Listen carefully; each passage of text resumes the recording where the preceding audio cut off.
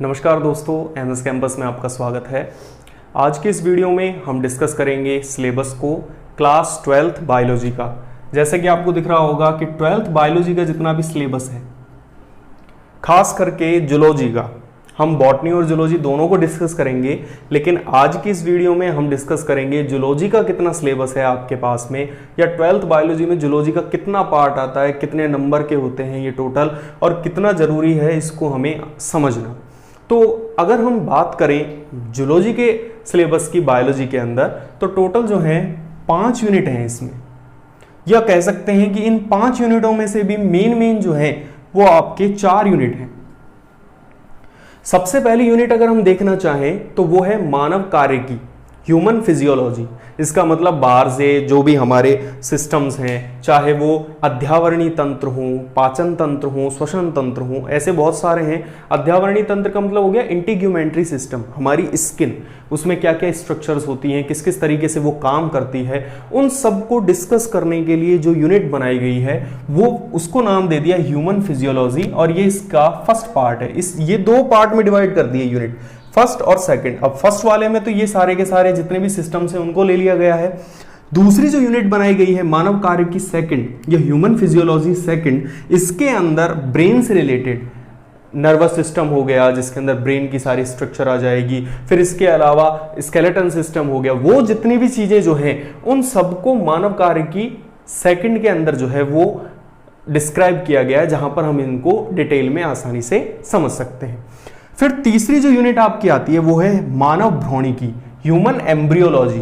Human embryology का मतलब हो गया युग्मक जनन, गैमेटोजेनेसिस, स्पर्मेटोजेनेसिस, oogenesis, ये जितने भी जो आपके टॉपिक हैं उन सब को हम इस 3rd यूनिट में डिस्कस करेंगे। सबसे ज्यादा जरूरी अगर आपकी यूनिट है तो वो एक तो ये है मानव भ्रूण। वैसे तो सारी ही इंपॉर्टेंट है, लेकिन जो आपको आगे कंपटीशन के लिए, नीट के लिए जो जरूरी होती हैं, उनमें ह्यूमन एम्ब्रियोलॉजी और जेनेटिक्स एंड जीनोमिक्स, ये दोनों ही यूनिट जो हैं इनमें से काफी अच्छे क्वेश्चंस जो हैं वो पूछे जाते रहे हैं अब तक। मानव भ्रूणिकी के अंदर हम उन चैप्टर्स को डिस्कस करेंगे।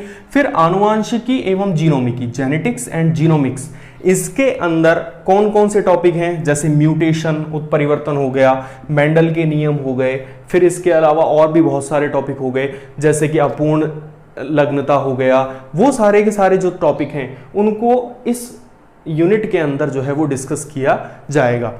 फिर 5वीं यूनिट आती है मानव कल्याण एवं स्वास्थ्य, ह्यूमन वेलफेयर एंड हेल्थ। इसके अंदर जो है वो बहुत सारी डिजीज, मनुष्य में होने वाली वायरल डिजीज हैं, वायरस जनित जो रोग हैं, जीवाणु जनित जो रोग हैं, प्रोटोजोआ जनित जो रोग हैं, उन सभी को जो है वो हम इस यूनिट के अंदर डिस्कस करते हैं। ठीक है, तो बेसिकली जूलॉजी के अंदर ये 5 यूनिट्स को डिस्कस कराया गया है, जिसमें first human physiology second human embryology, genetics and genomics, और ह्यूमन वेलफेयर एंड हेल्थ। ये 5 यूनिट जो है उनको बेसिकली इन 5 यूनिट के अंदर जो है वो पूरी जूलॉजी जो है आपकी 12th क्लास की, उसको डिस्क्राइब करने की कोशिश की गई है RBSC के द्वारा। ठीक है, राजस्थान बोर्ड में जो है वो इन सब टॉपिक्स को रखा गया है। अगर हम बात करते हैं NCERT की, तो NCERT के अंदर ये टॉपिक जो है, इनमें से काफी टॉपिक हैं, जैसे कि ह्यूमन एम्ब्रियोलॉजी पूरी की पूरी है, उसमें जेनेटिक्स एंड जीनोमिक्स है, और ये सारे टॉपिक हैं। बट 12th क्लास के अंदर ह्यूमन फिजियोलॉजी नहीं है, ये भी है उसमें। तो हम क्या करेंगे, अब चूंकि NCERT वाले जो टॉपिक हैं उनको हम कोशिश करेंगे कि पहले कराएं, जिससे कि आपको आसानी से समझ में सब चीजें आ सकें। ठीक है, तो एक एक करके सभी टॉपिक्स को लेंगे ताकि उनको आसानी से समझा जा सके। अब इन्हीं टॉपिक्स में से हम बॉटनी का और सिलेबस अभी डिस्कस करेंगे, तो उन टॉपिक्स में से जो आपको लगे कि हमें ये समझना, हालांकि देखिए सेशन स्टार्ट ही हो रहा है, अभी तो हम बैचेस स्टार्ट ही कर रहे हैं, तो सीधी सी बात है कि सारे ही टॉपिक कराने हैं, तो सभी को कराते हुए चलेंगे। लेकिन उनमें से अगर आप चाहते हैं कि भाई ये टॉपिक आप पहले कराइए, या ये थोड़ा सा हमें बड़ा लग रहा है, ये थोड़ा सा हार्ड लग रहा है, तो उसे आप पहले कराइए, तो आप वो मुझे कमेंट करके बता सकते हैं, जिनके थ्रू हम आसानी से उनको समझ सकें। ठीक है, बाकी रही बात, हम इनके अलावा 11th क्लास का जो है उनको भी डिस्कस करेंगे। यहाँ पर उनको अच्छे से समझाने की कोशिश करेंगे, जो कि स्कोरिंग पॉइंट्स होते हैं, स्कोरिंग टॉपिक्स जो होते हैं, जहाँ से क्वेश्चंस आने की संभावना सबसे ज़्यादा होती है, उनकी तो पूरी कोशिश ये रहेगी कि उनको तो आपको ज़्यादा से ज़्यादा जो है वो डिटेल में समझाया जाए।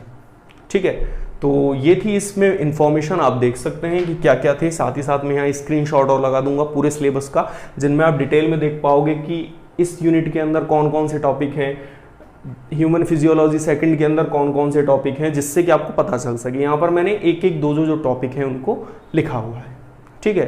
तो अब आपका काम यह है कि आप इसको ज़्यादा से ज़्यादा शेयर करें, क्योंकि कल से या फिर कहें कि जो नेक्स्ट वीडियो जो होगी आपकी, उसके अंदर जो है वो हम डायरेक्ट टॉपिक से स्टार्ट करेंगे। हम एक एक टॉपिक लेते जाएंगे और उसे डिटेल में समझाते जाएंगे। तो अब आपको रेडी हो जाना चाहिए पढ़ाई के लिए। साथ ही साथ आपके जो और फ्रेंड्स हैं उनको भी आप शेयर कर दीजिएगा इसको, ताकि उन्हें भी पता चल जाए कि क्लासेस जो हैं वो स्टार्ट हो चुकी हैं प्रॉपर वे में। अब तक भले ही हम जो भी कर रहे हो, लेकिन अब प्रॉपर वे में जो है वो क्लासेस स्टार्ट करने का टाइम आ गया है। तो अब जो है वो आपको भी तैयारियों में लग जाना चाहिए, ताकि आपका जो आगे आने वाला जो टाइम है उसमें आप अच्छे से अच्छा जो है वो स्कोर कर पाए, ठीक है। तो ये वीडियो आपको कैसी लगी ये मुझे आप कमेंट करके ज़रूर बताना। धन्यवाद।